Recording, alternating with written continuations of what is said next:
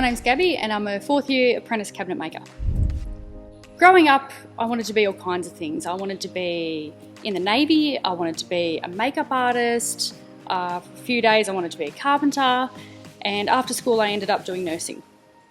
I chose a career in trade because I wanted to do something a bit more hands-on, something more physical and active, where I could go into work one day and build something and walk away just feeling really accomplished in what I'd done. I started my career in this industry about 3.5 years ago. A couple of days a week I would go and work with my partner, who's also a cabinet maker. I'd labour with him, get an idea about the job, learning about the tools, learning about being on site, learning about your day-to-day and what's required of you and what the work environment is like. My family and friends were very supportive when it came to me doing a trade. My dad was probably the only one that was a little bit hesitant, only because he, being a protective dad, he was worried about how I'd be treated, working in a male-dominated industry. He was worried about, injury or, the manual labour or whatever. But once I got in there and really made a go of it, he's always been, one of my biggest fans. He's so proud. The most challenging part of my career journey, I'd have to say, has been myself. Like, I'm my biggest critic. I'm a perfectionist. I'm a control freak.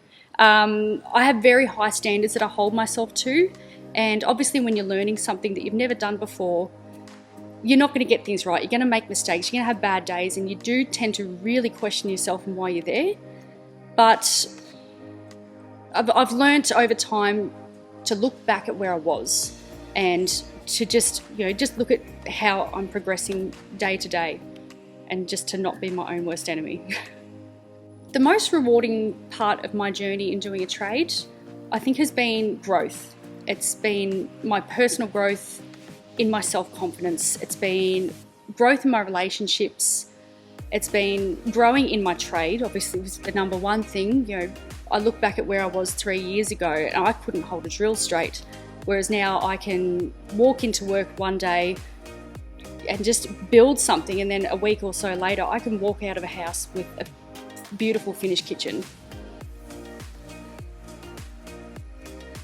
In hindsight, the main thing I would have done differently would be get experience with using tools and building things and get comfortable in that kind of environment. I remember when I was a kid, my dad would have the power tools out and I'd be cowering in a corner because I was so scared of the noise.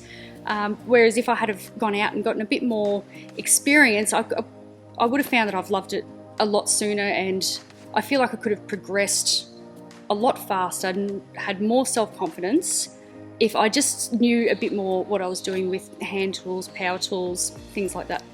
My dreams and aspirations for my career from here would ideally be to go out with my partner and start a business for ourselves doing cabinet making, or potentially husband and wife install team.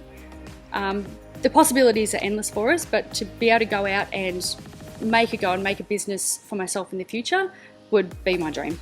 My advice for young females at the start of this journey would be to get experience, get out there, get hands-on, learn what being in a trade is about.